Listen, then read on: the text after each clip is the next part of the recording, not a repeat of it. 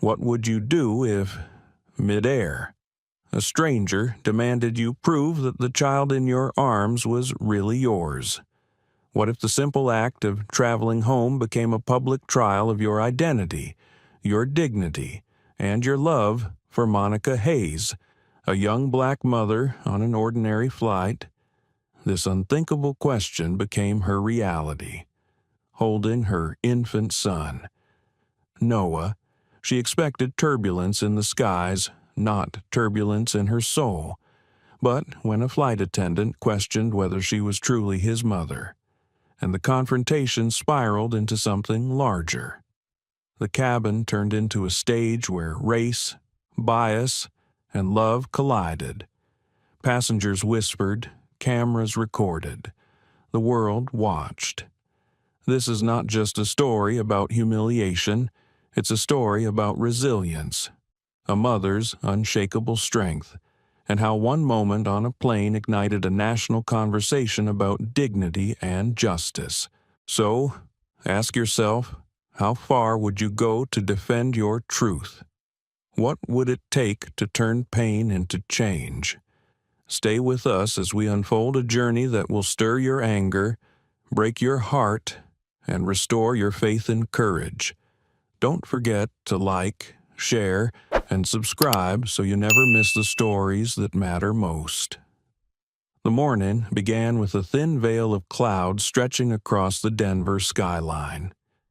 The airport hummed with its usual symphony of rolling suitcases, muffled announcements, and the rustle of people rushing toward gates. For most passengers, it was just another day of travel. For Monica Hayes, it was supposed to be a simple journey eastward, a trip from Denver to Charlotte to introduce her 8-month-old son, Noah, to his grandparents for the very first time. Monica balanced her diaper bag on one shoulder. Noah nestled in her arms, his tiny fists clutching at the soft fabric of her sweater. He had just learned to babble, and the half-formed syllables spilling from his mouth were enough to draw smiles from strangers as she made her way through the security checkpoint. Traveling as a single mother wasn't easy. She knew that well. Monica had been a nurse for nearly a decade, working 12-hour shifts at a community hospital. Her days were filled with caring for others, often putting her own needs aside. Since Noah's birth, every errand, every trip to the grocery store, every doctor's appointment had turned into a small logistical puzzle. Yet today, as she walked through the wide corridors of Denver International Airport, there was a calm certainty in her step. She had packed everything: formula, diapers, Noah's favorite teething toy, and the blanket her mother, Gloria, had knitted for him. She whispered softly into Noah's ear, "We're going to see Grandma and Grandpa. Baby. They can't wait to hold you." The boy gurgled a sound that might have been laughter, his cheeks plump and glowing. The boarding process started smoothly. Monica waited patiently as families with young children were called first. She appreciated that policy. It gave her time to settle without the anxious stares of dozens of passengers behind her. As she walked down the jet bridge, she inhaled that familiar mix of cool air and faint fuel scent that always came before stepping onto a plane. For Monica, flying had always been a small thrill, a chance to disconnect from the ground below and float in a suspended space between worlds. Inside the aircraft, she adjusted her bag and looked for her seat, 18C, aisle. A kind-looking older gentleman stood up to help her place the diaper bag in the overhead bin. She thanked him with a warm smile. "Traveling alone with an infant," he said kindly. "That's not an easy job." Monica laughed softly. "It's a little like triage," she replied, drawing from her nurse's humor. "Always improvising, hoping nothing spills." She settled into her seat, buckled herself in, and secured Noah against her chest. The hum of passengers filling the cabin surrounded her, the clicking of seat belts, the shuffle of feet, the occasional burst of laughter. Everything felt perfectly ordinary. Monica took a moment to look around. There was a college student across the aisle already buried in headphones, a businesswoman flipping through a tablet, a young couple whispering to each other in Spanish as they tried to calm their toddler. The scene was unremarkable, and in that ordinariness, it felt comforting. As Noah dozed off, his tiny head resting on her collarbone, Monica closed her eyes. She thought about the moment ahead, her parents meeting their grandson for the first time. She could already hear her mother's voice, trembling with emotion, and her father's proud laugh. After months of video calls and photos sent by text, this trip was a gift, a moment she had looked forward to since Noah was born. But beneath her calm exterior, Monica carried quiet layers of resilience. Being a black woman, she had long learned to anticipate scrutiny, the lingering stares in department stores, the subtle shift of tone when strangers addressed her, the assumptions made about her competence, her character, her place. These weren't new. They were shadows that followed her, sometimes faint, sometimes heavy. She often brushed them aside, telling herself, "Stay steady, stay kind, stay strong." Yet as she sat there, rocking her child gently, the thought that today might hold one of those moments never crossed her mind. She had boarded countless flights before without issue. She believed, at least for now, that this would simply be another uneventful journey. The captain's voice came over the intercom, welcoming passengers aboard Sky America Flight 472 to Charlotte. The flight attendants moved efficiently, checking overhead bins, ensuring tray tables were stowed.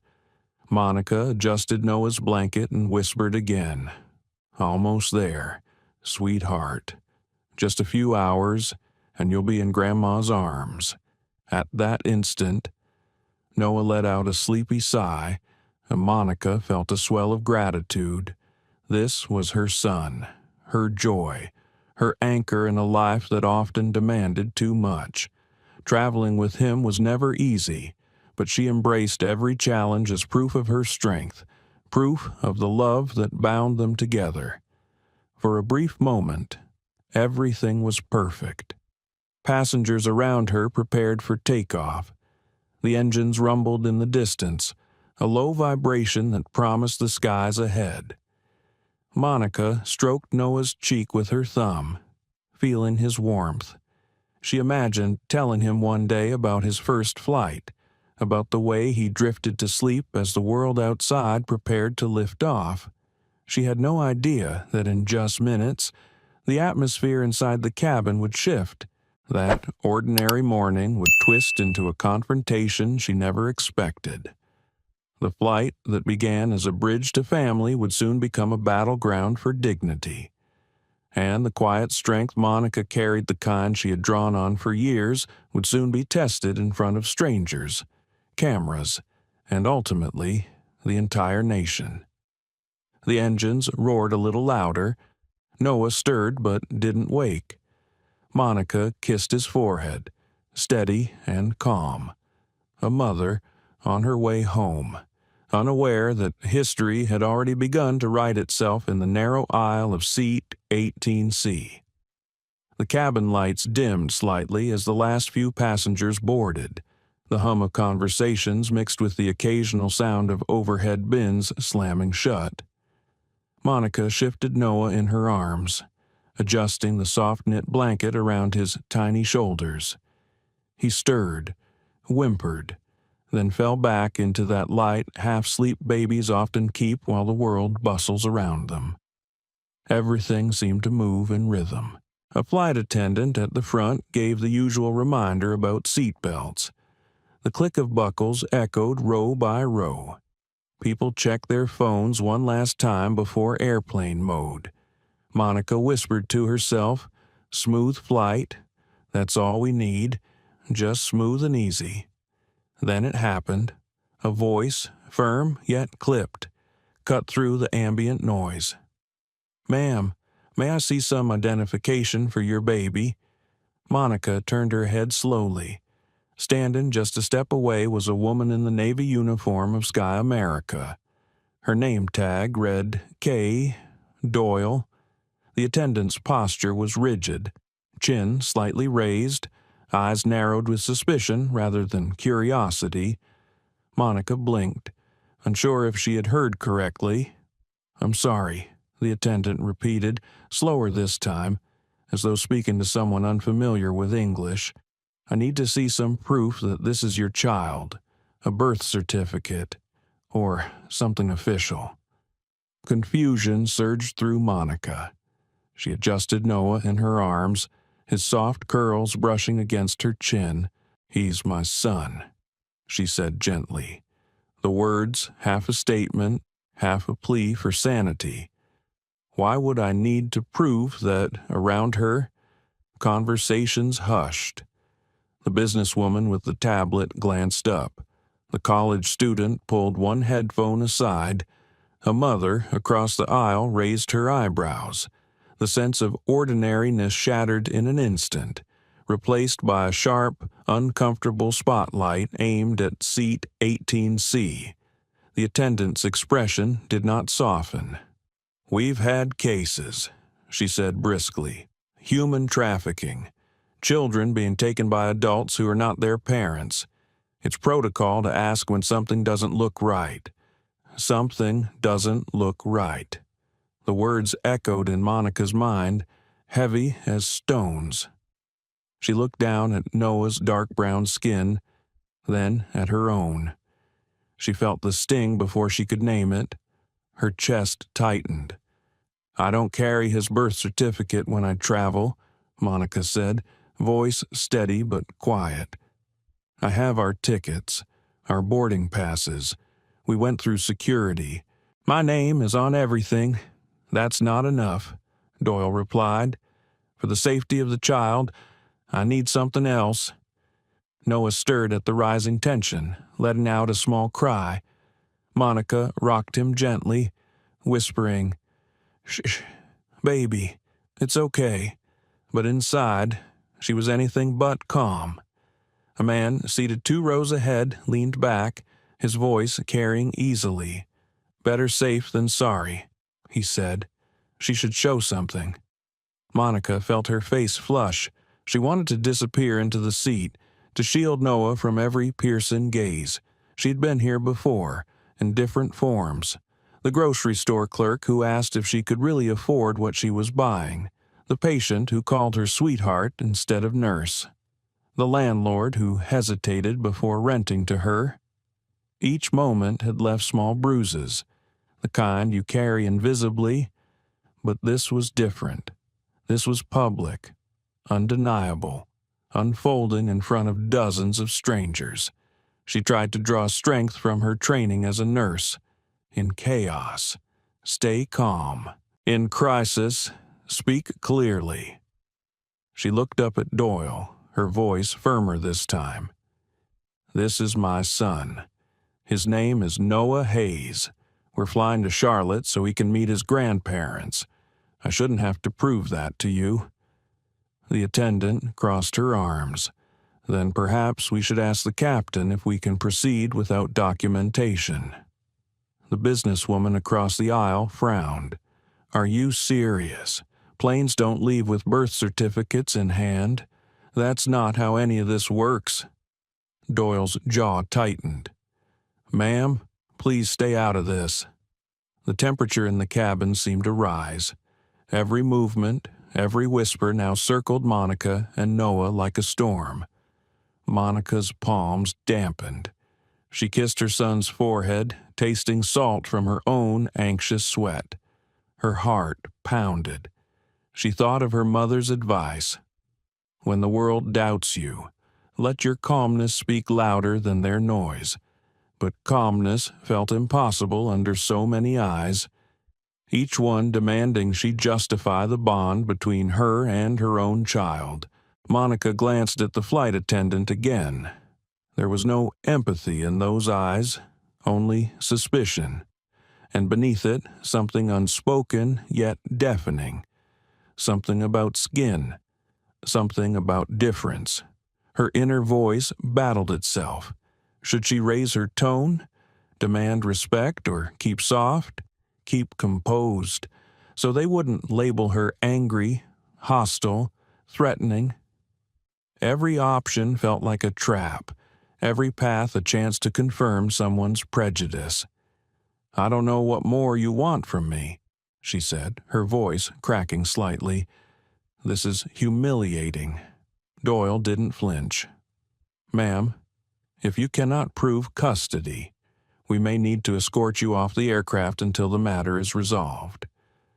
The words landed like a strike. "Escort you off." Monica's throat tightened. She imagined headlines already forming, strangers filming, whispers online. Her career, her dignity, her motherhood reduced to suspicion in a cramped aisle. Noah whimpered louder, his small body squirming against her chest. Monica stroked his back, shushing him, whispering fragments of comfort more for herself than for him. The silence around her fractured. Some passengers shifted uncomfortably, their eyes darting between mother and attendant. One or two muttered, "This is ridiculous." Others stayed silent, complicit in stillness. Then, from a few rows back, a faint click, the unmistakable sound of a phone camera beginning to record. Someone had decided this moment was too much to let pass unseen. But Monica didn't yet notice. All she could feel was the weight of being questioned not for what she had done, but for who she was. All she could think was how quickly a normal morning had become an interrogation of her identity. And all she could whisper, again and again, was the truth. "He's my son. He's my son." The engines outside idled, waiting, but inside the cabin, time had already shifted. The moment stretched like elastic, pulled so tight that every breath in the cabin seemed louder than it should. Monica clutched Noah against her chest, his soft whimpers growing sharper, his small body twisting in discomfort. She rocked him instinctively, whispering lullabies she half remembered, but her voice trembled under the weight of the situation. Flight attendant Catherine Doyle didn't move.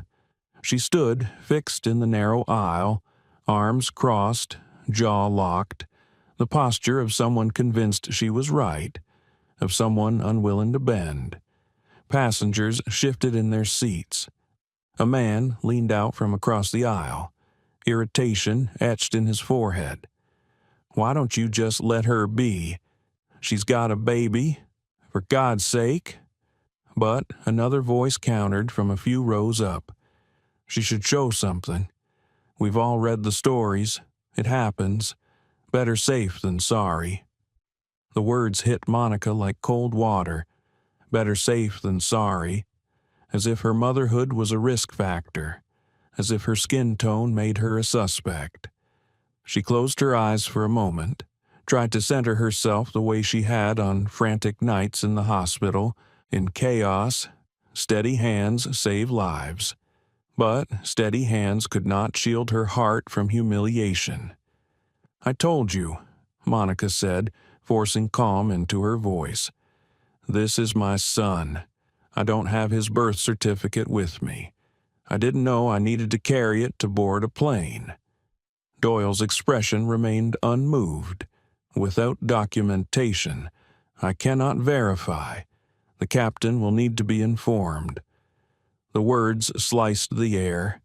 Some passengers groaned audibly. A woman behind Monica muttered, "This is absurd." But Doyle pressed on, unyielding. Monica's pulse pounded in her ears. She thought of her mother, Gloria, reminding her that strength didn't always roar. Sometimes it was quiet, unshaken, like roots beneath a storm. She tried to embody that now, though her throat burned.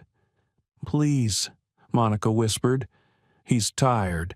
He needs rest. You're frightening him." Noah's cries had grown sharper, his cheeks wet with tears. Monica rocked harder, her own eyes stinging. Every time she looked up, she saw stares, some sympathetic, others suspicious. Most caught between discomfort and curiosity. A theater with no script, each passenger forced into an audience they had not asked to be. Doyle crouched slightly, lowering her face closer to Monica's. The proximity felt invasive, the gaze relentless. "Then show me something, anything that proves you're his mother." "I don't have to prove my love to you," Monica answered, voice breaking but steady. "It's written on his face. It's in the way he clings to me right now." The businesswoman across the aisle leaned forward. "She's right. Look at the baby. He's holding on to her.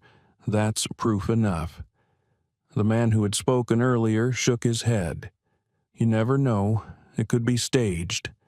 The tension split the cabin. Murmurs spread like brush fire.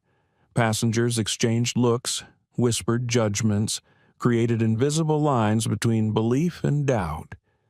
And then Monica felt something shift in herself.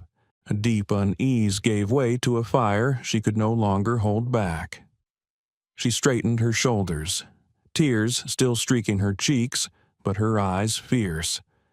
"You see me," she said louder, addressing not just Doyle, but everyone within earshot. "You all see me, a mother holding her child, and yet somehow that is not enough." Her voice cracked the silence. For a brief moment, no one spoke. Then Doyle straightened, cheeks flushed but tone still firm. "I am doing my job, ensuring the safety of passengers." "No," Monica countered, her voice rising. "You are doing something else. You are questioning me because I do not fit the picture you had in your mind, because my skin does not match your assumptions." Gasps rose from nearby seats. The man ahead muttered under his breath, but the woman behind Monica spoke up. Louder now. "She's right. This isn't protocol. This is prejudice." The aisle had become a stage, the confrontation no longer private.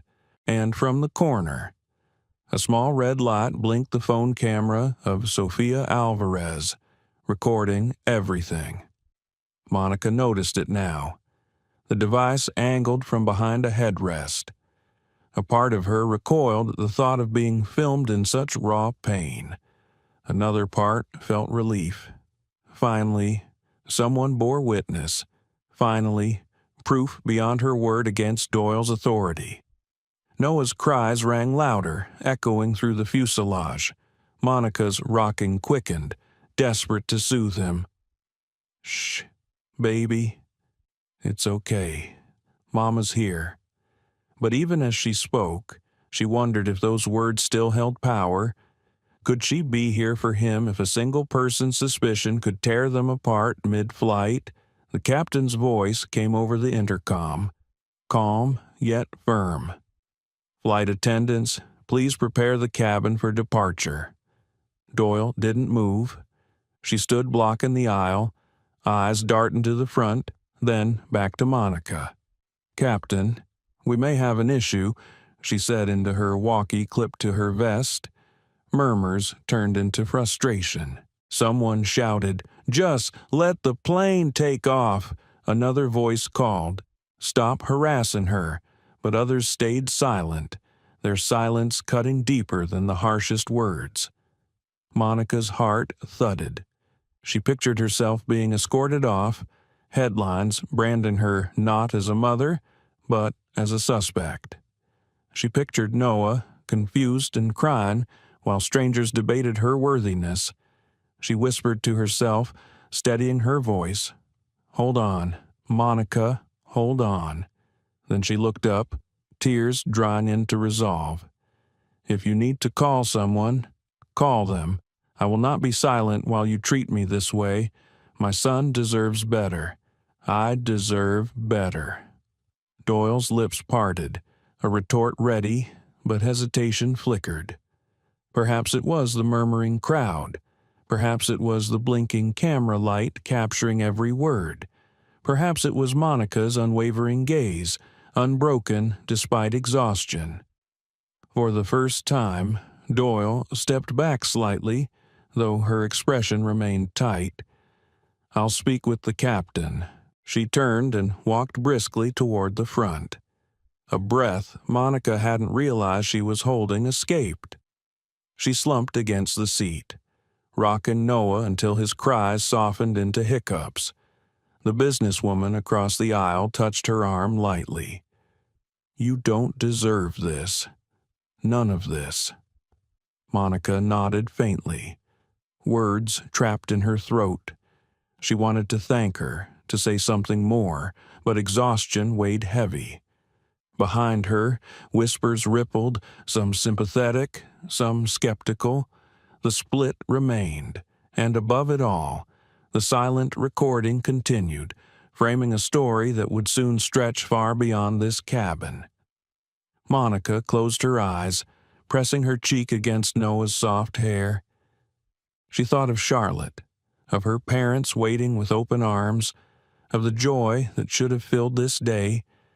But joy had been stolen, replaced by fear and humiliation, and deep inside, she felt the seed of something else taking root, a determination she had not planned but could not ignore. If this moment was to define her, it would not define her as weak. It would define her as someone who refused to let dignity be questioned. The engines rumbled louder, signal in readiness. Yet inside, the cabin's tension had not settled. The story had only begun, its next chapter already unwritten, waiting in the aisle between seat 18C and the front of the plane. The cabin felt as if it were holding its breath. The roar of the engines had grown louder, a promise that the flight would soon take off, yet no one seemed able to relax. Monica's arms ached from holding Noah, who had finally quieted into soft whimpers, but her heart was still racing. Every muscle in her body was taut, waiting for the next blow, the next demand, the next humiliation. Behind her, in row 21, Sofia Alvarez adjusted her phone in her lap. She was 30 years old, a freelance journalist traveling home to New Mexico after a short assignment in Denver. Sofia had covered political protests and city hall debates, but she had never expected her next story to unfold here, in the narrow aluminum tube of a commercial airplane. She had started recording almost without thinking, instinct guiding her before doubt could catch up. At first, her hands trembled, the red recording light blinking like a warning. But as the scene in front of her sharpened the flight attendant's stiff posture, Monica's trembling voice, the baby's wails, she knew this moment mattered. She whispered to herself, "This isn't right. People need to see this." Still, she hesitated. What if someone noticed she was filming? What if they asked her to stop? Could it get her thrown off the flight? Her stomach knotted, but she pressed the phone tighter against the seat back in front of her, framing Monica and the attendant in the corner of the screen. The voices around her swirled in hushed conflict. One passenger muttered, "Just let it go, lady." Another answered, "What if she's not the mother?" Each comment was fuel, each whisper a spark that kept the fire of suspicion alive. Sofia zoomed in slightly. She wanted to capture Monica's face, the way her eyes brimmed with tears, the way she held Noah close as if shielding him from the entire world. There was a raw truth in that expression, the kind that couldn't be staged. It was love under siege, up front. Catherine Doyle had not returned yet. She was still conferring with the captain, her words muffled by the closed cockpit door. That pause, that waiting, was its own kind of torture. Monica felt the eyes of strangers pressing into her. She shifted Noah again, his small fingers clutching her necklace, and tried to focus on his warmth instead of the cold judgment around her. She whispered against his hair, "I'm right here. Baby, I'm not going anywhere." Her words carried, soft but firm, and a few passengers glanced away. Ashamed, but others did not. Suspicion lingered in their stares, a shadow Monica could not shake. Sophia kept recording, and with each passing second her conviction grew. She thought of her own mother, who had crossed the border decades ago with little more than courage and faith.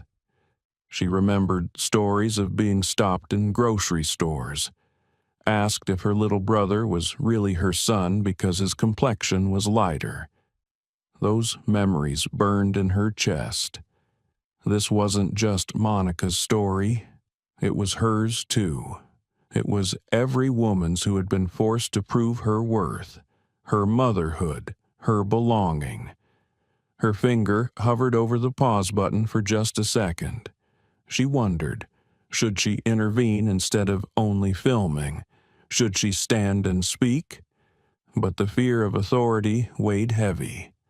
She had seen what happened to people who challenged power too openly. She thought of headlines about passengers removed from planes for disruptive behavior, so she kept filming. Bearing witness was its own form of courage. At that moment, Doyle returned. Her shoes clicked sharply against the aisle floor. She carried with her the confidence of someone who believed she held the law on her side. "The captain has been informed," she said flatly. "Until we have clarification, this flight cannot depart." Groans erupted through the cabin. The businessman too rose up, threw his hands in the air. "This is ridiculous. We're all going to be late because you don't trust a mother with her own baby." Doyle's lips tightened. "Sir, this is a matter of safety. I will not debate it further." Monica's chest rose and fell quickly. "Safety?" she asked, her voice sharp now. "You're calling this safety? My baby is safe with me. He is safest with me. You're making him cry. You're making this unbearable. And for what? Because you decided I don't look the part." The words landed heavy, splitting the cabin again. A woman near the back clapped softly. A man hissed in disapproval. The tension grew unbearable, thick as the recycled air they all breathed. Noah let out another cry, his small voice piercing, and Monica's composure nearly cracked. She rocked him harder, whispering, "Mama's here, Mama's here," over and over. Sophia felt her own eyes sting with tears. Through her screen, she caught the raw desperation etched into Monica's posture, the defiance wrapped in tenderness. She whispered, "Hold on, Mama, just hold on." The confrontation dragged on. Doyle, unmoved, insisted again. "If you cannot provide documentation, you may need to disembark." "No," Monica said firmly, the word carrying the force of a lifetime. "I am not leaving this plane. My son is not leaving this plane. You will not strip me of my dignity in front of these people." Her voice shook but did not falter. It rose, filled the cabin, filled the recording. For the first time, applause broke out from several seats. It was hesitant at first, then stronger, a smattering of claps that carried meaning beyond sound. Doyle froze, caught between authority and public resistance. Her eyes darted from Monica to the crowd, and for a moment her confidence wavered. Sophia captured it all: the crying baby, the mother's unyielding stance, the applause of strangers, the tension carved into Doyle's face. She whispered to herself again, almost like a prayer. People need to see this, and she knew, in that instant, that she would not keep the recording to herself. She would share it. She would let the world decide what it meant. For Monica, though, the world outside the plane did not yet exist. Her world was here, in row 18, in the weight of her son against her chest, in the judgment pressing down on her, in the strength she struggled to hold. She felt small tremors in her hands, but she also felt the burn of something stronger defiance. If they wanted proof, she thought bitterly, here it was. Proof was the way Noah calmed at her voice, the way his tiny fingers curled around her chain. Proof was the bond that no piece of paper could ever replace. Proof was the love she carried in every breath. The cabin buzzed with murmurs, with anger, with tension unresolved. The engines still roared, waiting, but inside, something more powerful than metal and machinery was taking shape.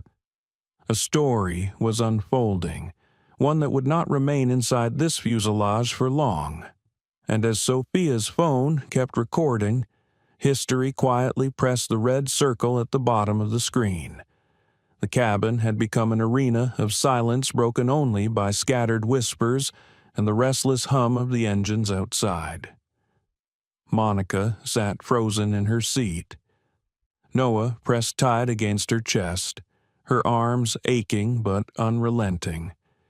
Every second that passed dragged heavier, the air thick with judgment, curiosity, and something darker that seeped into her bones. Flight attendant Catherine Doyle lingered a few rows away, stiff-backed, waiting for direction from the captain. Her eyes occasionally darted to Monica, but they avoided true contact, as if even she understood the fire she had ignited and was now uncertain how to contain it.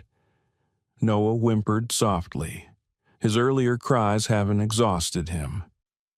His small hands clung to the collar of Monica's sweater as though instinct alone told him this was his anchor, his safety. Monica kissed the crown of his head and whispered, "Mama's here, baby. Mama's here." The words were gentle, but her heart felt anything but gentle. Her chest trembled with the storm that had been building for years, every sideways glance, every subtle doubt, every time she had been told in ways both cruel and quiet that she didn't belong. Around her, passengers shifted. Some stared openly now, their eyes hard and expectant, as though demanding resolution. Others turned away, pretending to be lost in magazines or phones, though their ears strained toward every word. The divide was visible: those who doubted, those who defended, and those who wished only for silence. Monica's own silence cracked first. "Do you know what you're asking me?" Her voice rose, filling the row, trembling with a mix of rage and despair. She looked directly at Doyle, her eyes wet but burning. "Do you understand what it means to demand that I prove my child is mine? Do you even hear yourself?" The businesswoman across the aisle leaned closer, nodding in encouragement, her own face etched with indignation. A few rows back, someone murmured, "She's right," but others looked away, unwilling to take sides. Doyle stiffened but didn't respond, her mouth pressed into a thin line. Monica's chest rose and fell rapidly. She could feel the weight of every gaze on her, the suffocating pressure of having her motherhood debated as though it were a question on a test. She swallowed hard, but the words kept pouring, pulled from some deep well of truth that refused to be silenced. "I have spent nights awake, holding him when he couldn't breathe from colds. I have worked 12-hour shifts just to make sure he has what he needs.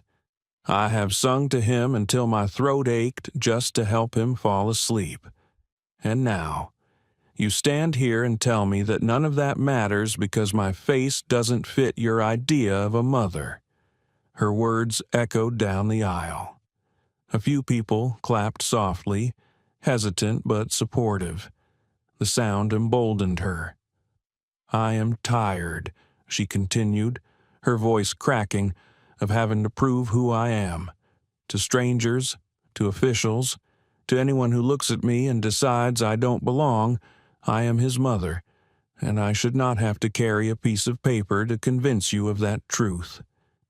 Noah stirred at the rising volume, whimpering again, and Monica lowered her tone, rocking him gently.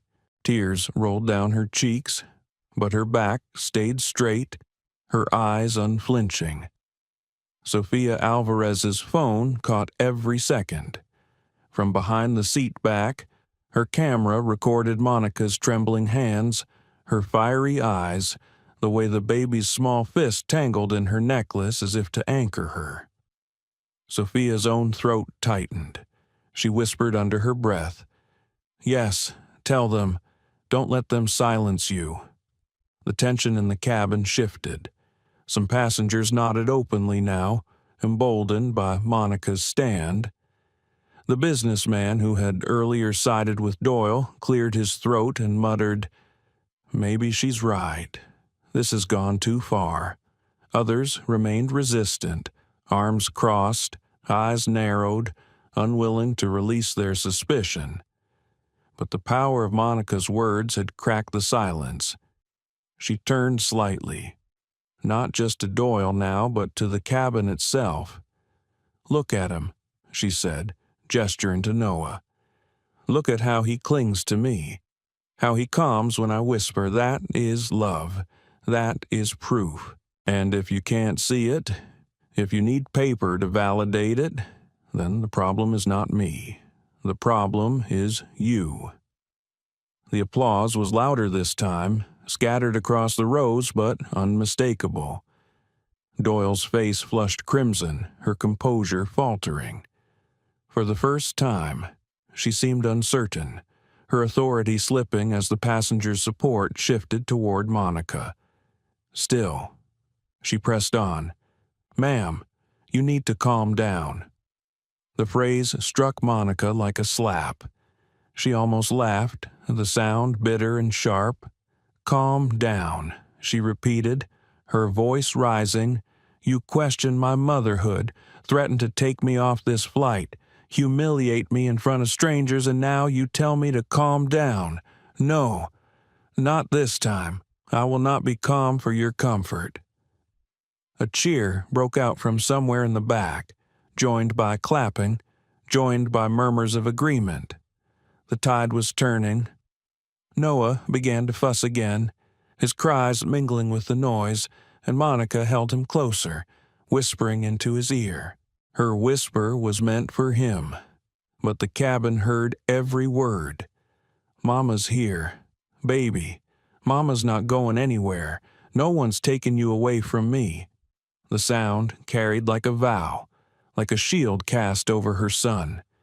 Sofia's camera zoomed in. Her fingers trembled. But her conviction didn't. She thought of how many people needed to hear those words, how many women would see themselves in this mother's pain. Doyle stood frozen, the authority of her uniform weighed down by the collective gaze of the cabin. She opened her mouth as if to speak, then closed it again. Monica didn't wait. "You've taken enough from me today," she said, her voice quieter now but every syllable sharp. "I will not give you my silence too." The applause swelled again, stronger this time, passengers joining together, their voices mixing into a chorus of defiance. It wasn't everyone, but it was enough to tip the balance, enough to make Doyle step back slightly, retreating into the aisle as though pushed by the force of their approval. Monica closed her eyes, clutching Noah tightly. She rocked him until his cries softened, until his small breaths steadied against her chest. Her own breath came uneven, shuddering, but a strange calm spread beneath the storm. She had spoken. She had refused silence. And for the first time since the confrontation began, she felt the faintest flicker of control return. Still, she knew this wasn't over. Doyle would not forget. The captain had been informed. The threat of removal still loomed, and the eyes of strangers still lingered, some supportive, some doubtful, some indifferent. But in that moment, Monica allowed herself to breathe. She pressed her lips to Noah's forehead and whispered, "We're okay. We're going to be okay." And though her words trembled with uncertainty, they carried the weight of a promise she intended to keep. The engines roared again, signaling impatience. The cabin buzzed with restless energy, divided yet awakened. The breaking point had been reached, but the resolution had not. And, as Sophia's phone continued to record, the story grew larger than any one person in that cabin could yet imagine. The atmosphere inside the plane had shifted into something raw, unsettled. The roar of the engines waiting on the runway only amplified the sense of being trapped, locked inside a boiling pot with no escape. The confrontation between Monica and Doyle had cracked something open, and now there was no going back. Passengers no longer whispered. They were speaking out loud, voices layered over each other like overlapping waves colliding in the narrow fuselage. "This is discrimination," one woman said firmly, her voice carrying from the back. "You don't treat a mother like that." Another passenger countered sharply, "You don't know the whole story. The attendant's just doing her job. What if she's right?" The argument swelled, ricocheting from row to row. Some passengers leaned into the aisle, pointing fingers, shaking heads, while others shrank deeper into their seats, wishing they could disappear. Monica sat at the center of it all, holding Noah against her chest as though her body alone could shield him from the storm. His tiny breaths warmed her neck, his soft curls brushing her cheek. He had quieted again, worn out from his earlier cries, but the tension in the cabin pressed down even on him. Every time a voice rose, his body flinched and Monica tightened her hold. She whispered into his ear, her voice steady, even as her heart thudded unevenly. "It's okay, baby. We're okay. Just listen to Mama's heartbeat." But her own heartbeat was racing, wild and uneven, betraying her words. The businesswoman across the aisle finally spoke louder, unable to contain herself. "This is outrageous. I've flown for years. Never once have I been asked to prove my child was mine. Why her? Why now Doyle?" Standing firm a few rows away, bristled. "Ma'am, it's not about race. It's about safety. Protocol allows us to question when something doesn't look right." "Doesn't look right," the businesswoman snapped back. "You mean when skin tones don't match?" Gasps rippled through the cabin. Some passengers nodded, their faces etched with agreement. Others crossed their arms, unwilling to admit what had become so obvious. Monica stayed silent for a moment, too exhausted to argue again, but the words burrowed into her chest. "Doesn't look right." She felt the sting of those 3 words like a brand pressed against her skin. Her motherhood reduced to suspicion because of the color of her face.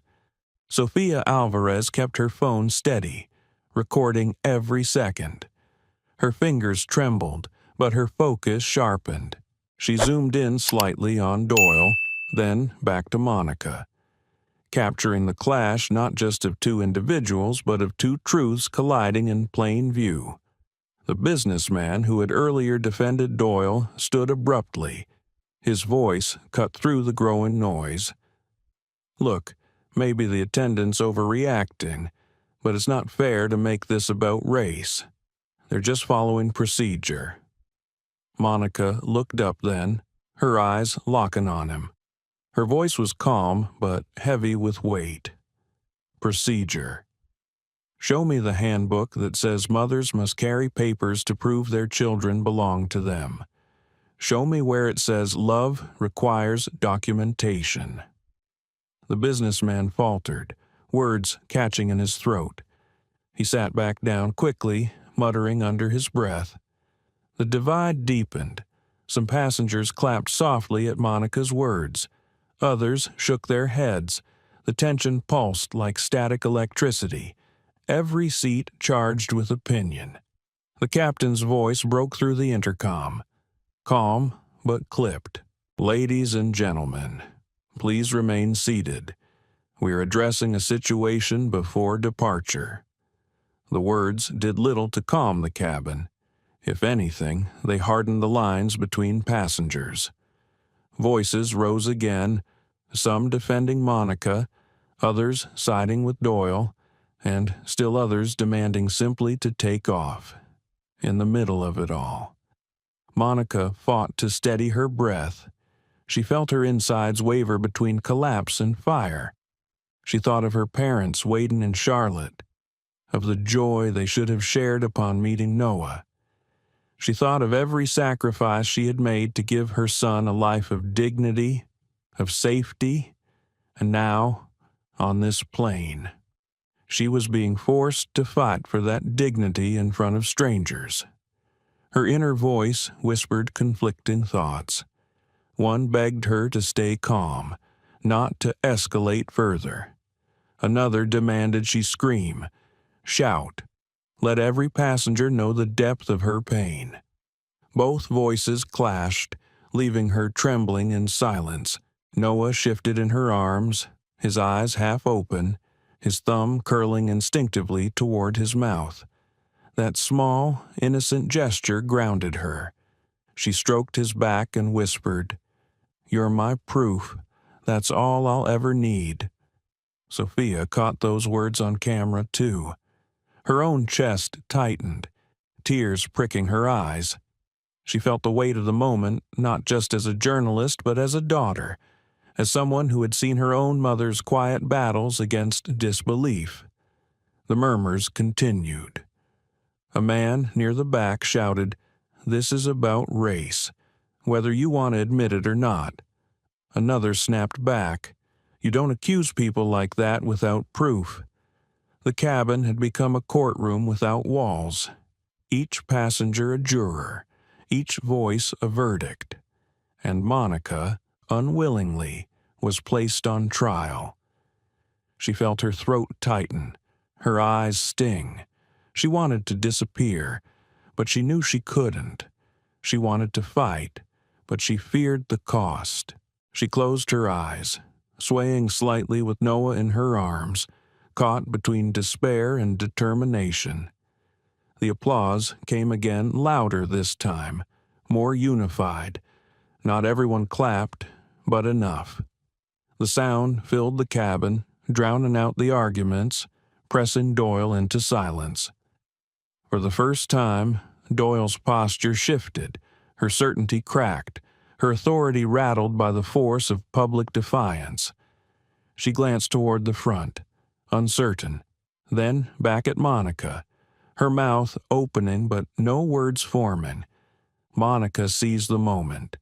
She looked up, her voice clear though her cheeks were wet.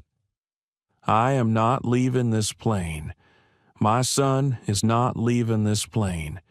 And the only danger here is the way you've chosen to see us." The applause swelled, passengers rising slightly in their seats, their support undeniable. The tide had turned, though the storm was far from over. Sophia's phone captured it all.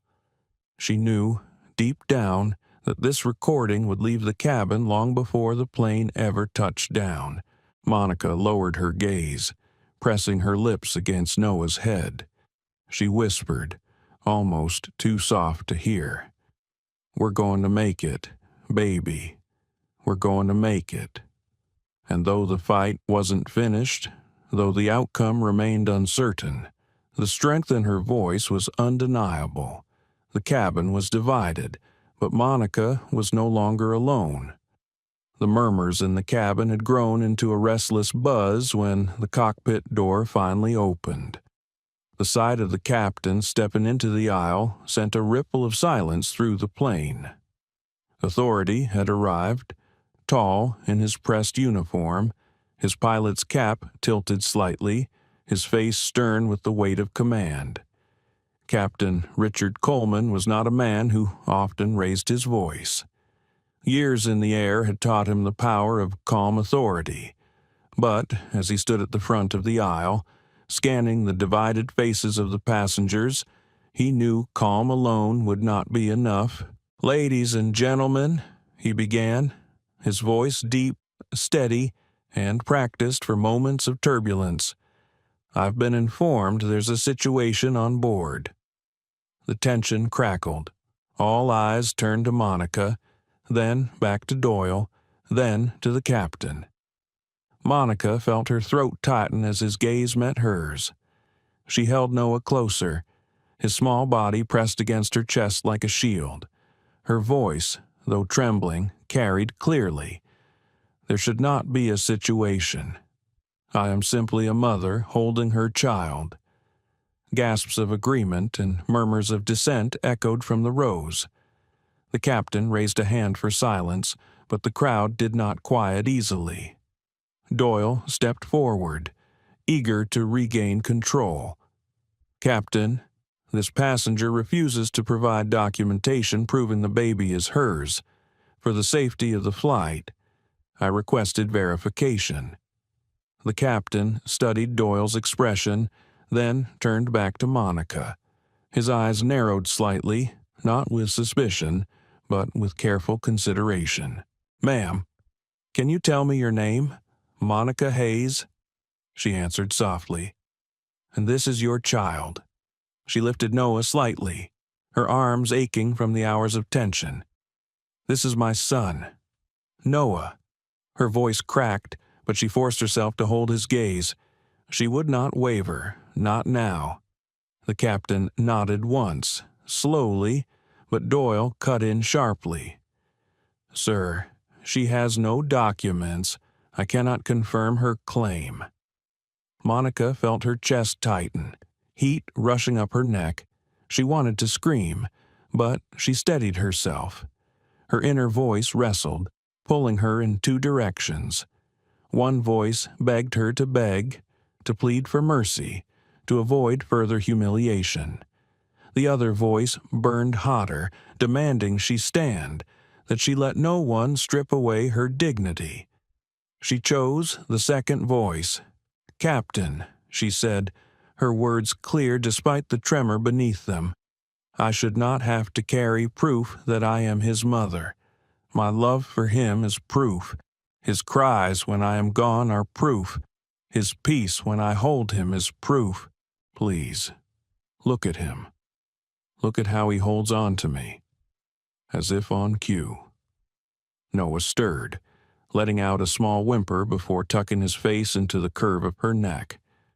The gesture was simple, instinctive, yet undeniable. The captain's expression softened slightly, but Doyle's jaw tightened. "Sir, emotional displays do not change protocol." The cabin erupted. "This is ridiculous," someone shouted. "She's obviously his mother." Another voice snapped back. "What if she's not? Do you want to risk it?" The aisle became a battlefield of opinions, voices clashing like swords, every passenger a soldier in a war they had not enlisted in. The captain raised his voice this time, firmer, louder. "Enough." The cabin stilled. "This is my aircraft, and I will not have chaos before we take off." His eyes swept the rows again, then returned to Monica. "Ma'am, I believe you," he said quietly, "but I need to resolve this in a way that ensures safety and order." Monica's heart thudded. Relief flickered, but it was fragile, thin as glass. "Then please," she whispered, "let me stay. Let us stay." The businesswoman across the aisle stood slightly, her voice cutting into the tension. "Captain, with all respect, this has nothing to do with safety. It has everything to do with prejudice." Applause broke out in pockets of the cabin. Others remained silent, but the sound was undeniable. Doyle turned to the captain. Her face flushed. "Sir, we can't allow passengers to dictate procedure." "Procedure," Monica whispered bitterly, almost to herself. Then louder, her voice carrying, "Procedure is not a shield for injustice. You cannot hide behind that word while tearing down a mother's dignity." Sofia Alvarez's camera caught every word, every tear, every flicker of resistance. Her own heart pounded as she thought of how many people outside this cabin would see this, would judge this, would weigh in on what was unfolding. The captain's face was unreadable. He stood between the demands of his crew and the moral weight of the scene before him. Finally, he sighed, his shoulders heavy. "Here is what we will do," he said slowly. "We will continue this flight. Mrs. Hayes and her child will remain seated. There will be no further questioning." Relief swept through Monica so suddenly she nearly collapsed. She kissed Noah's head, whispering, "We're okay, baby, we're okay." But Doyle stiffened, her lips thin, her pride wounded. "Captain," she began. He cut her off sharply. "That's an order." The finality in his voice silenced her, but the fire in her eyes did not fade. She turned sharply and walked back toward the galley, her posture rigid with indignation. The cabin exhaled, a wave of tension breaking, though unease still lingered. Passengers whispered, some celebrating, others grumbling. The divide still etched into the rows of seats. Monica sank back into her seat, rocking Noah gently. Relief mingled with exhaustion, but the wound of humiliation remained raw. She knew the ordeal wasn't over, even with the captain's decision. The stares, the whispers, the memory of being questioned so publicly would not fade easily. Sofia lowered her phone slowly, her hands trembling. She had captured it all. She knew the footage would ignite debates far beyond this plane, that Monica's pain would become a mirror held up to society. Monica closed her eyes, pressing her cheek against Noah's soft curls. Her mind was a storm of thoughts, fear, anger, relief, exhaustion. She whispered, almost as a vow to herself, "They will not break us, not today, not ever." The engines roared again, louder now, preparing for takeoff. The plane would soon lift into the sky, but the weight of what had happened would remain, anchored deep in every passenger who had witnessed it. And though the captain had spoken, though the conflict seemed resolved on the surface, the truth was clear. The real turbulence had only just begun. The engines thundered as the plane rolled down the runway, and for a moment the force of acceleration pressed everyone back into their seats. Passengers gripped armrests or closed their eyes, clinging to the ritual of takeoff that usually unified them in silence. But this time, unity was a fragile illusion. Beneath the roar of the engines lingered a crackling unease, the unspoken tension of a cabin divided. Monica held Noah tightly against her chest, whispering softly as the plane lifted into the air. His small body jolted with the vibration, but her arms created a cocoon, a fortress of warmth and safety. She kissed his temple and murmured, "We're rising. Baby, we're rising above it." The plane climbed steadily into the clouds, but the heaviness in Monica's chest refused to lighten. Relief from the captain's intervention was fleeting. The stares remained. The whispers continued. And she could still feel Doyle's eyes, sharp as blades, watching from the galley. A man, a few rows behind, muttered just loud enough for those nearby to hear. "This whole thing's ridiculous. If she had nothing to hide, she would have just shown proof." His voice carried, cutting into Monica's fragile calm. Another passenger snapped back. "She shouldn't need proof. What parent carries around a birth certificate on a flight?" The argument reignited, small sparks flaring into fresh flames. Monica closed her eyes, focusing on Noah's breathing, but every word pierced her like a needle. Sofia Alvarez, still clutching her phone, sat quietly but alert. She had stopped recording for now, but her journalist's instincts told her the story was far from finished. She watched the cabin closely, the divided glances, the folded arms, the whispered debates that swelled like storm clouds. She could feel the narrative deepening. This wasn't just about Monica anymore. It was about everyone in this cabin, each forced to choose a side. The businesswoman across the aisle leaned toward Monica, her voice low but steady. "Don't let them break you. You're stronger than this. We see you." Monica met her gaze, tears threatening again. She whispered back, "Thank you. Sometimes it feels like no one does." "I do," the woman said firmly. "And so do more people here than you think." Her words were a balm, but Monica's inner struggle remained. Part of her wanted to shrink into invisibility, to make herself so small she could no longer be a target. Another part burned with defiance, demanding she sit taller, speak louder, prove them all wrong by refusing to prove anything at all. Her thoughts spiraled. What would happen when they landed? Would there be police waiting? Would she be forced to explain herself again to strangers in uniforms who could take her baby away if they chose?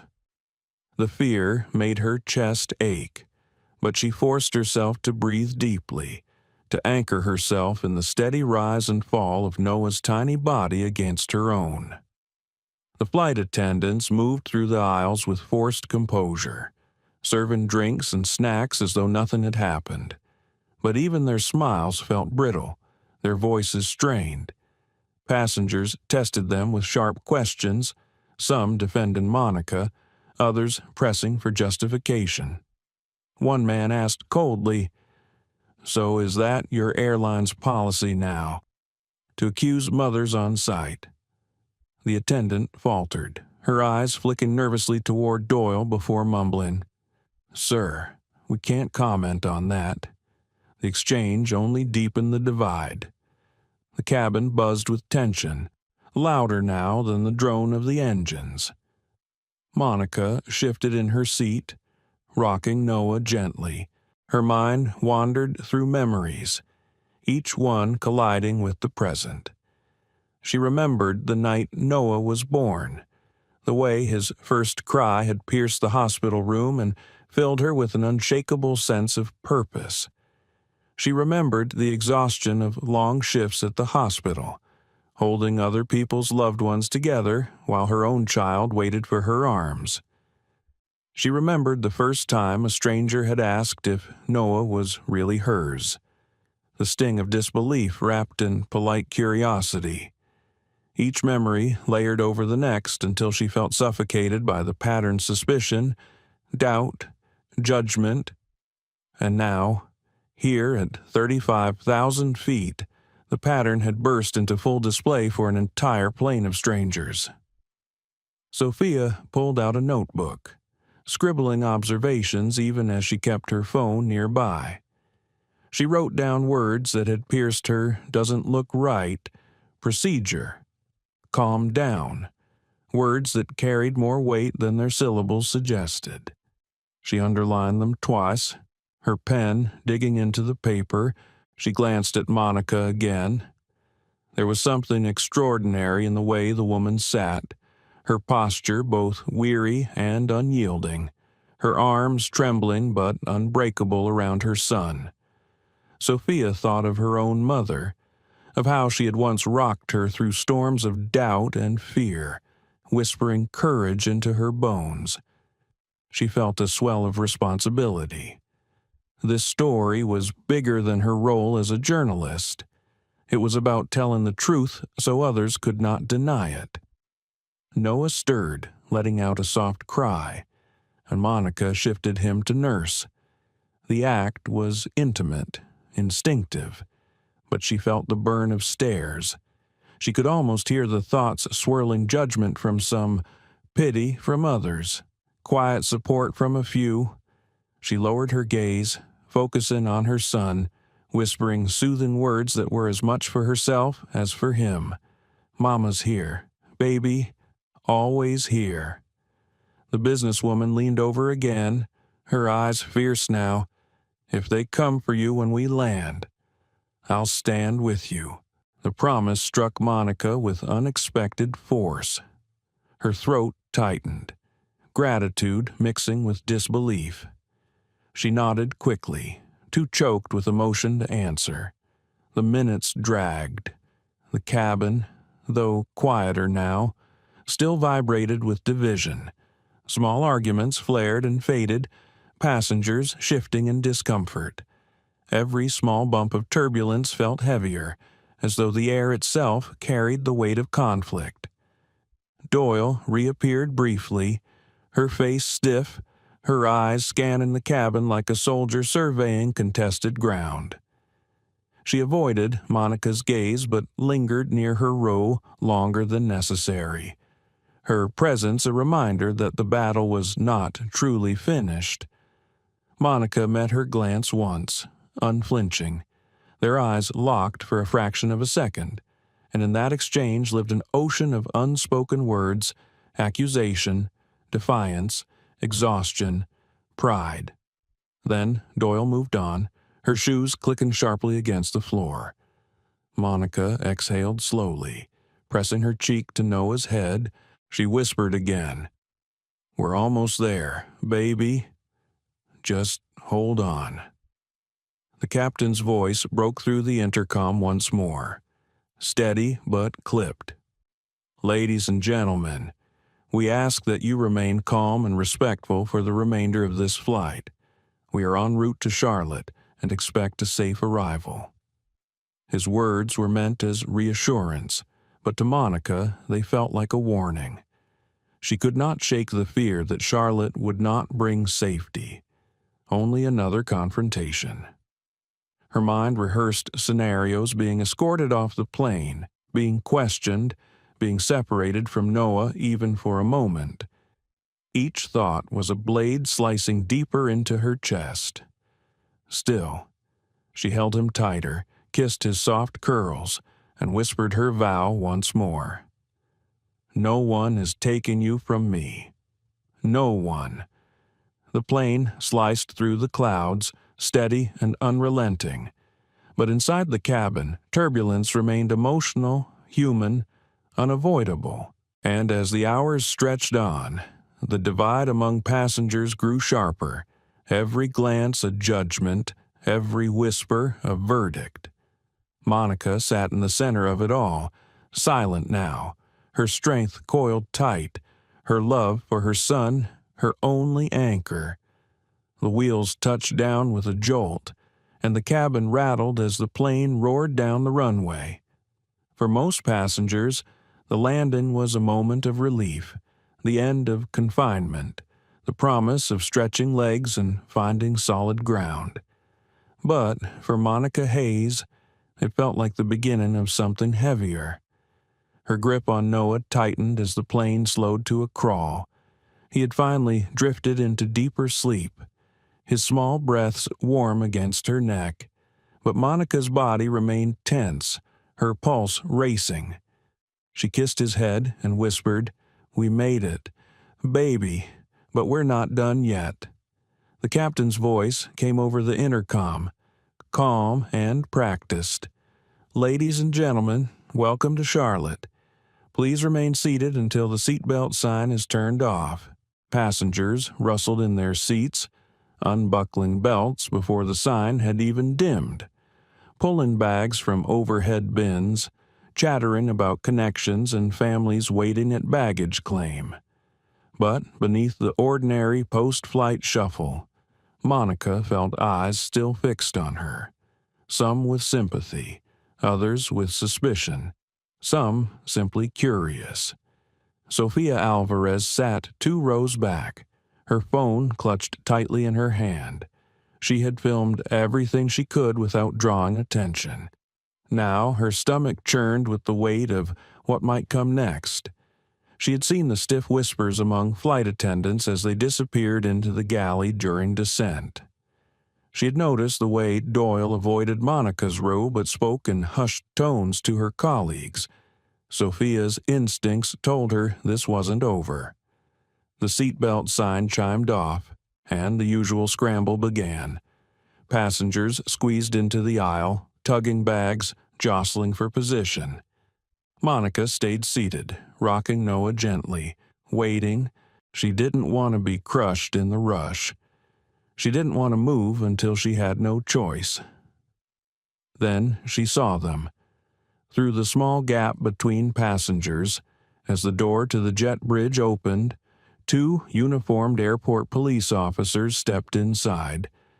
Their presence was calm, deliberate, but their uniforms carried authority that filled the cabin with a new hush. Conversations faltered, heads turned, Monica's chest constricted. Her worst fear had arrived. The officers walked slowly down the aisle, speaking quietly with the lead flight attendant. Their eyes flicked toward Monica, and in that instant, she knew they were here for her. Noah stirred as if sensing the shift, his small body tensing in her arms. She whispered quickly, "It's okay, baby, it's okay. Mama's here." But her words trembled. Passengers shifted uneasily, whispers spreading like fire. Some craned their necks to watch, others muttered under their breath. The divide reignited instantly. "This is unbelievable," someone said loudly. "She hasn't done anything wrong." Another voice countered, "Well, maybe there's something we don't know. The airline wouldn't call police for no reason." The businesswoman across the aisle stood halfway into the crowded row, her voice firm. "She's a mother. That's all you need to know." The officers reached Monica's row. One of them, tall and broad-shouldered with kind but weary eyes, crouched slightly to her level. His voice was calm but carried the weight of authority. "Ma'am, we've been asked to speak with you." Monica swallowed hard, her throat dry. "Why?" The officer glanced at Doyle, who stood just behind him, her expression stiff and righteous. Then he turned back to Monica. "There were concerns raised about the child. We need to verify the situation." The words stabbed her. Concerns raised about the child. She clutched Noah tighter, as though they might tear him from her arms right there. Her voice cracked, but grew louder with each word. "He is my son. I should not have to prove that to you or anyone else." The cabin buzzed with reaction. Some passengers spoke out in agreement. Others muttered in doubt. The officers remained calm, professional, but their presence was undeniable pressure. Sophia's hand shook as she lifted her phone again, recording. Her journalist's instinct screamed that this moment mattered. Every word, every gesture, every injustice unfolding in plain view needed to be captured. The taller officer softened his tone. "Ma'am, I'm not here to take your child. I just need to ask you a few questions." Monica's inner battle raged. Part of her wanted to scream, to fight, to refuse. Another part whispered fear, warning her of what defiance might bring. She closed her eyes briefly, steadying herself, listening to Noah's soft breathing, drawing courage from it. When she opened her eyes again, they blazed with both pain and strength. "No," she said firmly, "not like this.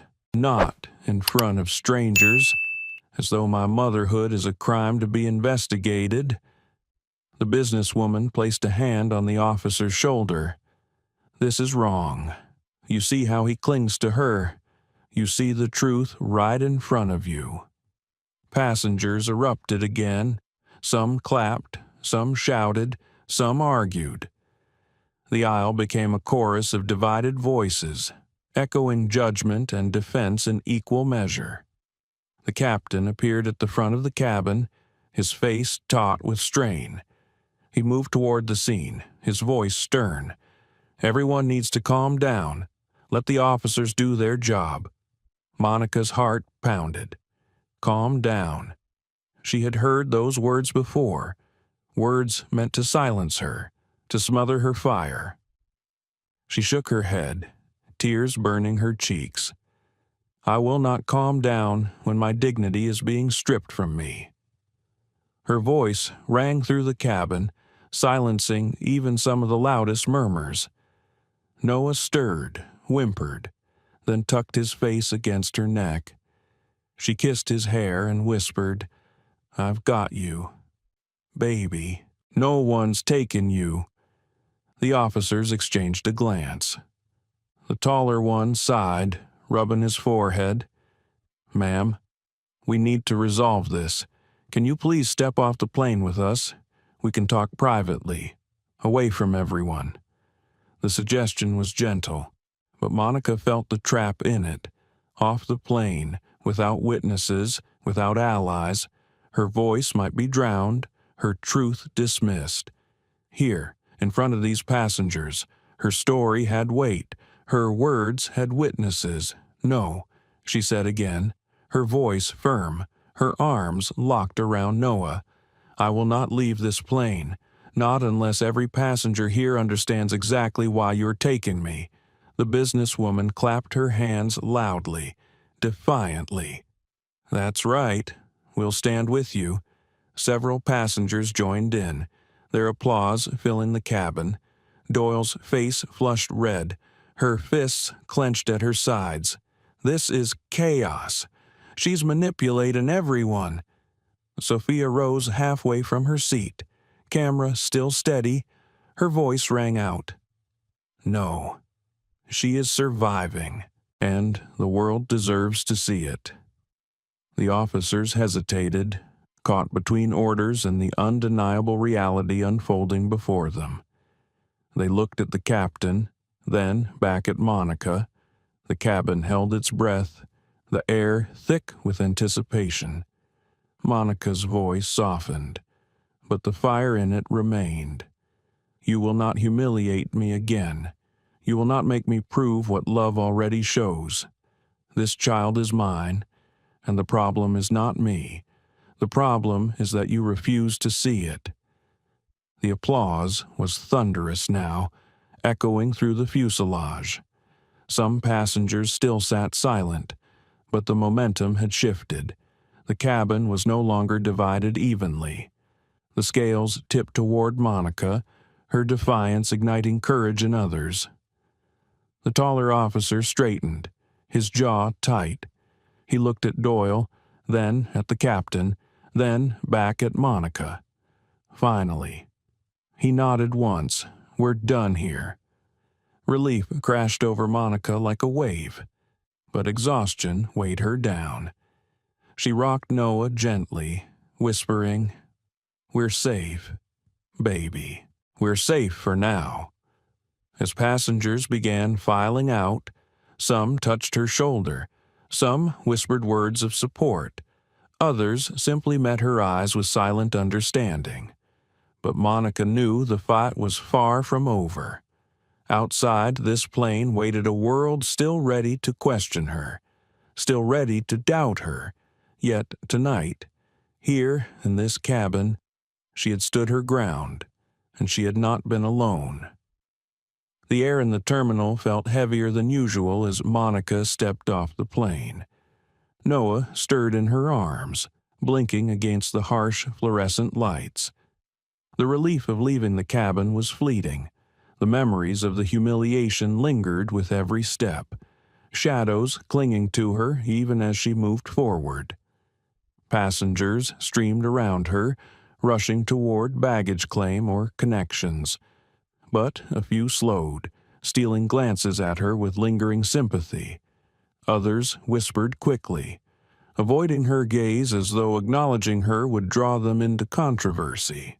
Monica adjusted Noah's blanket and whispered softly to him, "We're almost there, baby. Just a little more." Behind her, Sofia Alvarez walked briskly, her phone still clutched tight.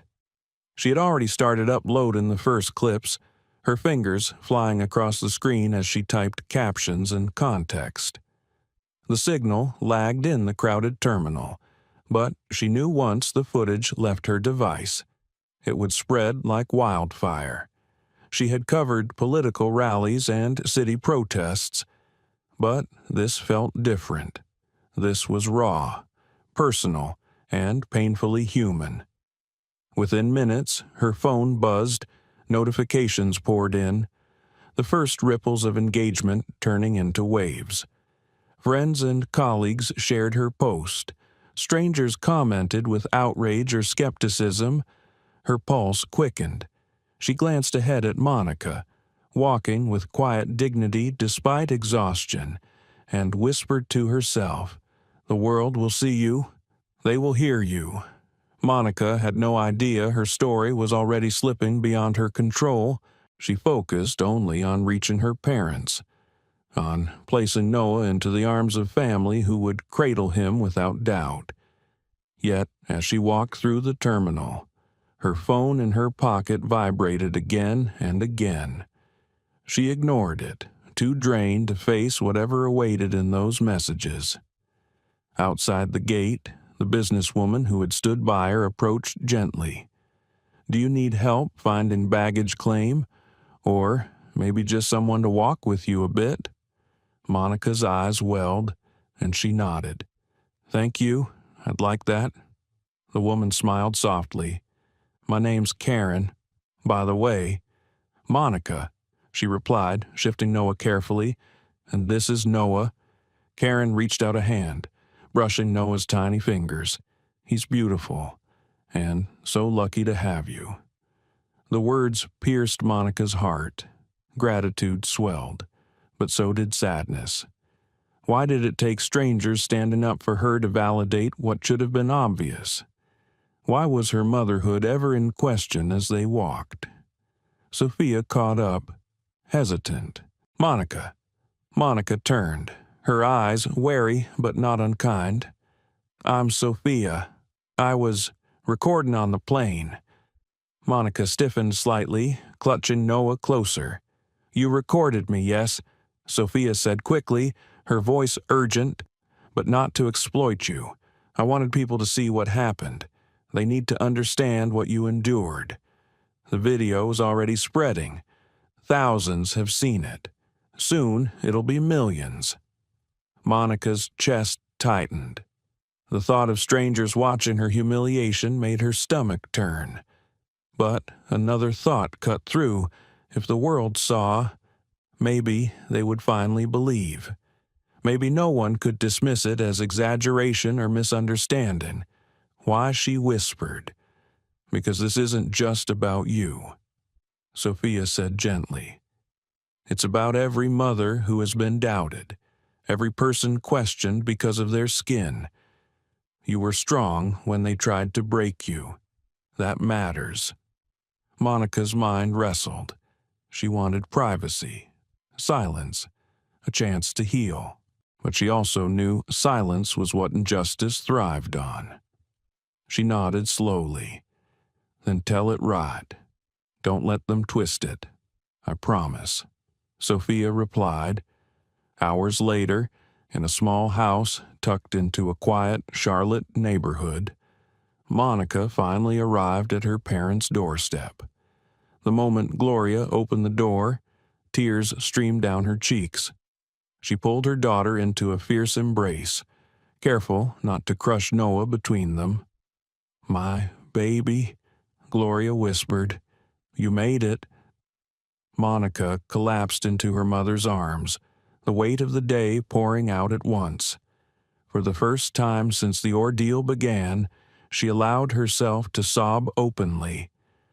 Noah whimpered but quickly calmed as Gloria scooped him into her arms, her grandmother's love wrapping around him like sunlight. Monica's father, Harold, placed a steady hand on her shoulder. "You're home now. You're safe."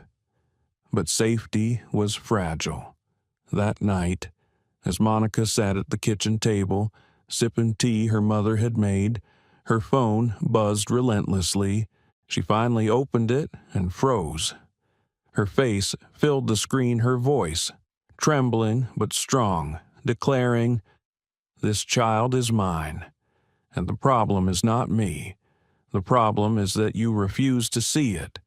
The video had gone viral. Millions of views, thousands of comments, news outlets sharing it with headlines that twisted and framed her pain into spectacle. Some praised her courage, calling her a hero. Others doubted her story, demanding more proof, insisting the airline had simply been cautious. Comment threads erupted into battles of opinion, strangers debating her dignity as though it were a policy issue. Monica scrolled through it all, her chest heavy.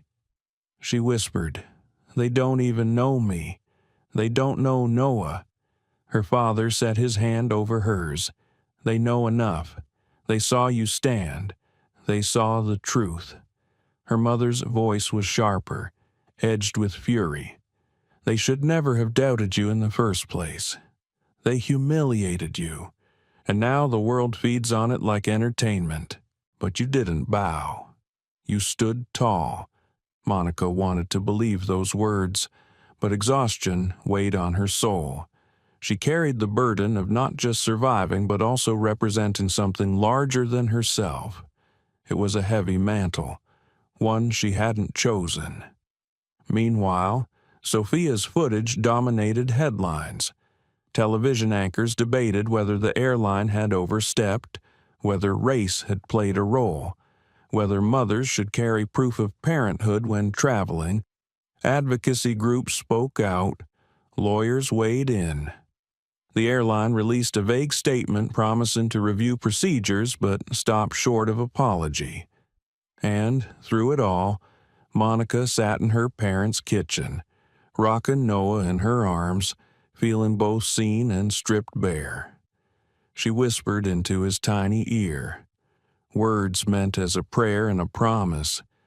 "They tried to take our dignity, but we still have it. And one day, you'll know what it costs to keep it." Noah sighed in his sleep, his small hand clutching her finger. The fight had leapt beyond her now, into the hands of strangers, activists, journalists, and critics. But in her heart, Monica knew the truth. She had not faltered. She had not surrendered. And though the world might argue endlessly about her, she would continue to love Noah fiercely, defiantly, and without apology. As the night deepened, Monica sat by the window, staring at the stars scattered above Charlotte. Her mind churned with questions. What would tomorrow bring? Would the airline be forced to answer? Would she be forced to relive her pain on national television? Her inner voice returned, the one that had carried her through the storm on the plane. Steady, strong, unyielding. "You are his mother. That is enough." She closed her eyes, pressed Noah closer, and let the rhythm of his breathing anchor her. Outside, the world raged.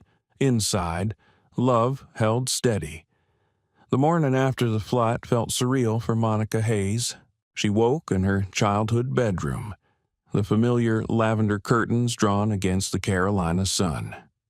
Noah still curled in her arms.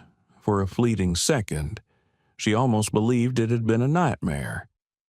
But when she reached for her phone, reality returned in a flood of notifications, headlines, and messages from people she had never met. The video had spread overnight. It was on every major news network, dissected by commentators, and argued about in living rooms and offices across the country. Clips of her trembling but steady voice declaring her motherhood played on endless loops. Framed by bold captions, Mother challenged on flight and confrontation over baby Spark's outrage. Monica scrolled through messages, hundreds from strangers. Some offered words of encouragement, others shared their own stories of being doubted or profiled, and some hurled accusations, calling her dramatic, manipulative, or even dangerous. The mix of love and venom felt overwhelming. Her mother, Gloria, walked in carrying a tray of breakfast. She set it gently on the nightstand and looked at Monica with eyes full of concern. "Child, don't drown in that phone. The world will say what it wants, but you know the truth." Monica nodded slowly, but her voice was tight. "The truth doesn't seem to matter to half the people out there. It matters to Noah," Gloria said firmly. She stroked her grandson's hair. "It matters to me, and it matters to anyone with eyes to see the love in you." Downstairs. Harold had already turned on the television. The living room buzzed with voices of anchors debating whether the airline had been racially biased or simply cautious. A legal expert on one channel insisted, "Airlines have protocols, and if the staff perceived a risk, they had a duty to investigate." On another, a civil rights advocate countered. This wasn't about risk, it was about prejudice. It was about a black mother being forced to prove her worth in front of an entire cabin. The clash of perspectives made Harold shake his head. He turned down the volume and muttered, "They're not debating a policy. They're debating your dignity." By mid-morning, reporters had already begun knocking at the Hayes' front door. Cameras lined the street, neighbors peeking from porches as vans from national networks parked outside. Monica watched from the upstairs window, her stomach churning. Sophia Alvarez arrived soon after, her notebook in hand. She'd barely slept, juggling interviews and messages from editors desperate for exclusives. Yet she had come here not as a journalist chasing a story, but as a woman who felt indebted to Monica. "Are you ready for this?" Sophia asked gently when Gloria let her in. Monica sat at the kitchen table, rocking Noah as he sucked quietly on a bottle. Her eyes were rimmed red from lack of sleep. "I don't know if anyone is ever ready for this." Sophia nodded. "They're going to ask questions. Some will try to twist your words, but you don't have to be anyone other than who you were on that plane. Strong, honest, yourself." Monica let the words settle. A part of her wanted to refuse every interview, to shut out the world and cling only to the safety of her family. But another part of her knew this was bigger than her comfort. If she retreated, if she let others define the narrative, then the humiliation she endured would only serve as fodder for debate. If she spoke, if she claimed her voice, it could be a weapon for change. By noon, she agreed to step outside. Cameras flashed instantly, reporters shouting questions. The noise was dizzying, but Monica stood tall. Noah nestled against her chest, her arms protective but unyielding. One reporter shouted, "Do you plan to sue the airline?" Another yelled, "Do you think race played a role in how you were treated?" Monica raised her hand for quiet, her voice calm but steady. "I should not have to prove my motherhood in front of strangers. I should not have to defend my love for my child." What happened on that flight was not about safety. It was about suspicion rooted in something deeper and uglier, and I will not let it be ignored." Her words rippled through the crowd, broadcast live across the nation. Clips spread again, this time of a woman not just surviving humiliation, but turning it into defiance. The airline responded within hours. Their first statement had been generic, but now, under immense public pressure, they issued a longer one. It expressed regret for the distress experienced by Ms. Hayes and promised a comprehensive review of staff training. But still, the word apology never appeared. That omission fueled even more backlash. Advocacy groups called for boycotts. Lawmakers tweeted support for Monica, framing her ordeal as evidence of systemic bias. Activists planned demonstrations at major airports, holding signs that read, "Flying while black is not a crime and mothers deserve dignity." But the backlash wasn't one-sided. Comment sections brimmed with defenders of the airline, accusing Monica of exaggerating, claiming she was exploiting the incident for attention.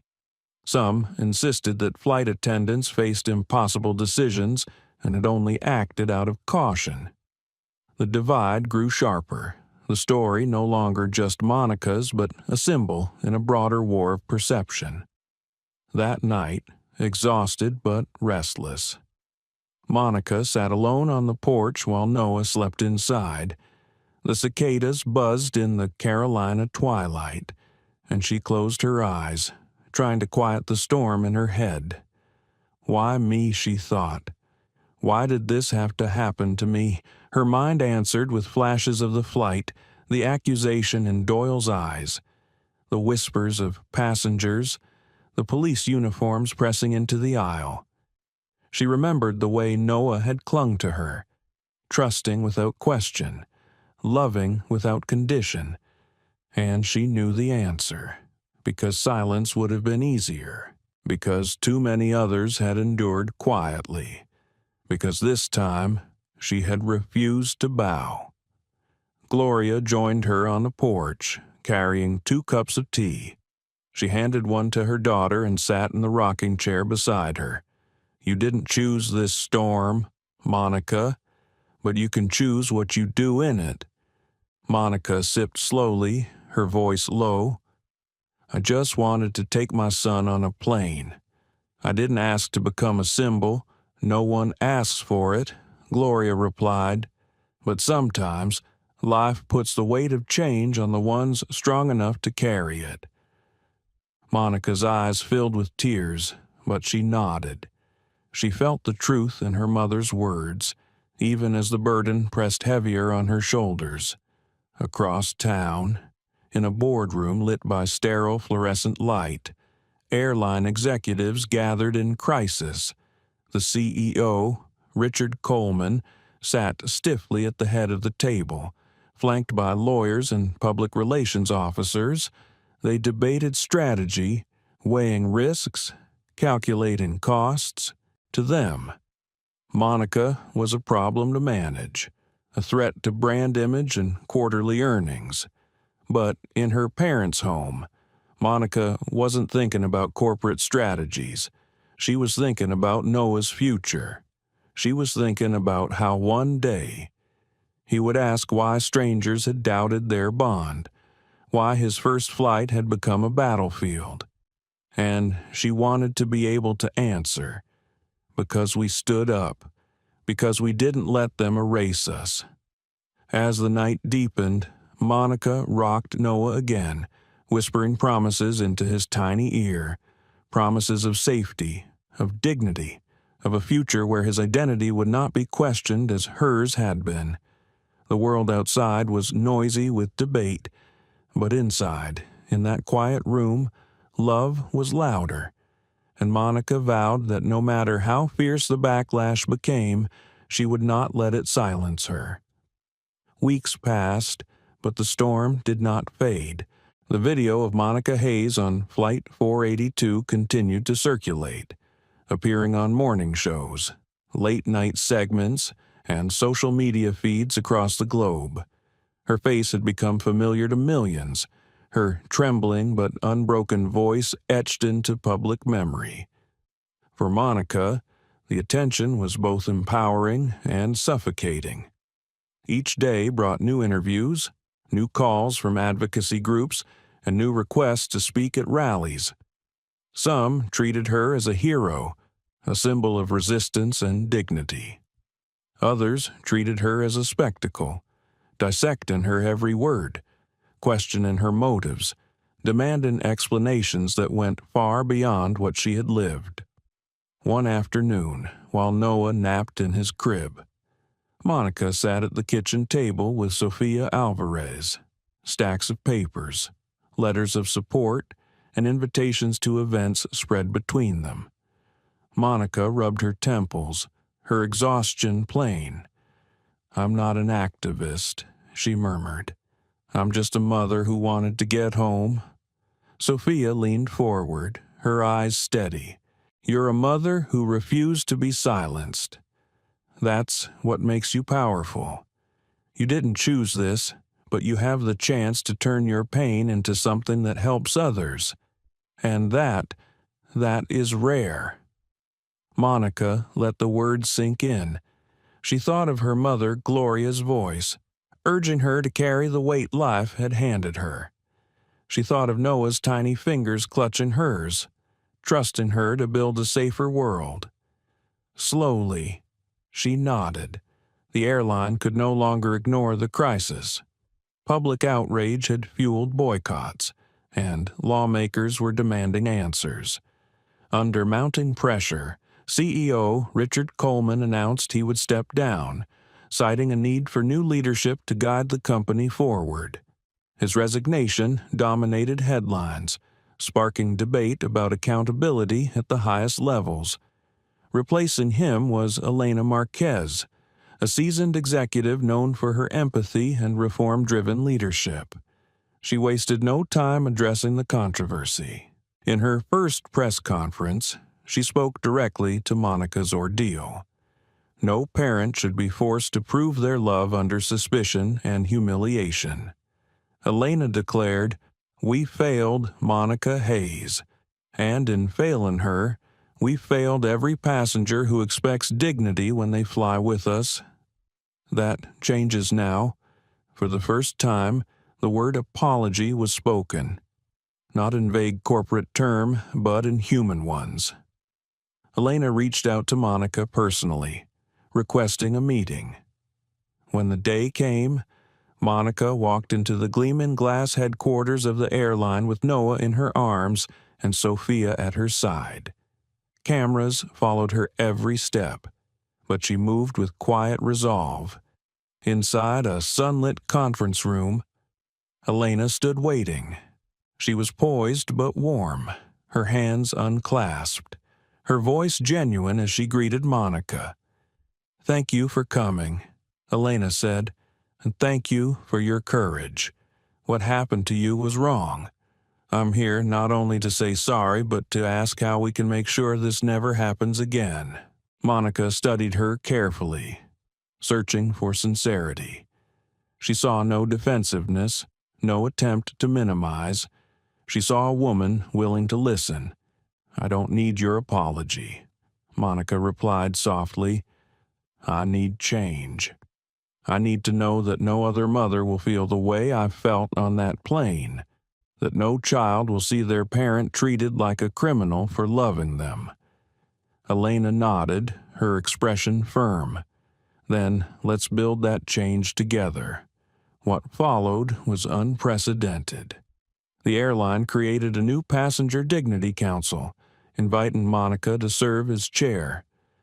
At first, she hesitated, worried about the scrutiny and the toll it might take on Noah, but after long conversations with Gloria, with Sofia, and with herself, she agreed. If her suffering could carve a path toward justice, she would walk it. In the months that followed, Monica worked alongside activists, legal experts, and airline staff to draft policies that redefined how passengers were treated. Training programs were overhauled, not just with checklists and procedures, but with lessons in empathy, implicit bias, and cultural awareness. Flight attendants were encouraged to trust humanity first, suspicion second. The work was grueling. Meetings stretched late into the night, filled with arguments, compromises, and setbacks. At times, Monica felt her strength falter. She questioned whether one woman could truly shift a system so entrenched. But every time doubt crept in, she thought of Noah. She thought of his future, and of the countless other children who deserved a world where dignity wasn't conditional. And slowly, progress took shape. Public perception shifted as well. The narrative that once cast Monica as either villain or victim evolved. She became a leader, a voice of steady conviction. Interviews no longer dwelled solely on her pain, but on her vision for fairness. She spoke at universities, in city halls, and at international conferences. Her words resonated not because she sought fame, but because she carried authenticity. Through it all, Monica remained grounded in her role as a mother. At night, after long days of advocacy, she returned to Noah's side, reading him bedtime stories, whispering lullabies, and assuring him that his mother's love was a fortress no one could tear down. The world had changed for her, but within her home, love remained the constant thread. One evening, as she tucked Noah into bed, he reached up, his small voice curious. "Mama, why are people always talking about you on TV?" Monica paused, her heart tightening. She sat on the edge of the bed, smoothing his blanket. "Because something happened on a plane, and people wanted to know why. I had to tell them the truth." "Did you win?" Noah asked, his eyes wide with innocence. Monica smiled softly, tears welling. "I didn't win alone, but together we made something better." Noah nodded sleepily, satisfied with her answer, and drifted into dreams. Monica sat beside him a moment longer, gazing at his peaceful face. She whispered, "You're the reason I keep going. You are my victory." Outside, the world continued its noisy debates, its endless arguments over justice and fairness. But inside, within the quiet of her home, Monica knew she had carved a mark that would outlast the headlines. Her story was no longer just about humiliation on a plane. It was about the power of resilience, the necessity of empathy, and the demand for dignity in every corner of life. And though she never asked to become a symbol, she embraced the role with grace. For in Monica Hayes, the world saw not just a mother defending her child, but a reminder of what justice looks like when ordinary people refuse to be silent. As we leave Monica Hayes and baby Noah behind, one truth lingers: a mother's love should never be put on trial. Yet, on that flight, it was, and what began as one woman's humiliation became a mirror for all of us, a reflection of the prejudice still embedded in our everyday lives. We saw a mother stand tall when others doubted her. We saw a community rise when silence was easier. And we saw how dignity, once stolen, can be reclaimed through strength, truth, and compassion. This story is not just Monica's. It belongs to every parent who has been judged unfairly, every passenger who has been made to feel less than human, and every child who deserves a world where love is never questioned. Let us carry forward the lesson: bias has no place in the skies or anywhere else. And yet, this is only the beginning. Stories like this remind us that change is possible, but only if we continue to speak, to listen, and to demand better. If this touched you, if it made you feel, reflect, or hope, please like, share, and subscribe. Together, let's keep these conversations alive and be ready for the next story that will challenge us all.